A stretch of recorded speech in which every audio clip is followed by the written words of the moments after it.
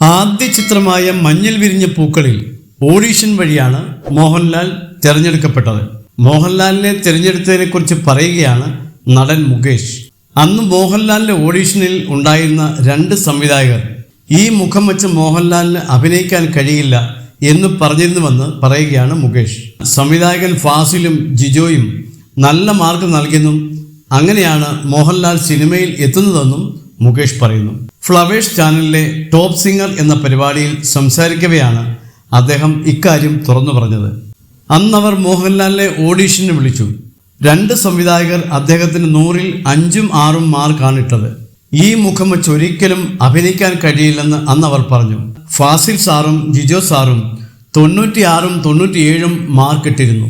അങ്ങനെയാണ് മോഹൻലാൽ മഞ്ഞിൽ വിരിഞ്ഞ പൂക്കൾ എന്ന ചിത്രത്തിൽ വില്ലനായി അഭിനയിക്കുന്നത്. അന്ന് വെറും 2000 രൂപയായിരുന്നു അദ്ദേഹത്തിന് കിട്ടിയ പ്രതിഫലം. ആ പൈസ ഒരു അനാഥാലയത്തിന് കൊടുത്താണ് അദ്ദേഹം പോയത്, മുകേഷ് പറയുന്നു.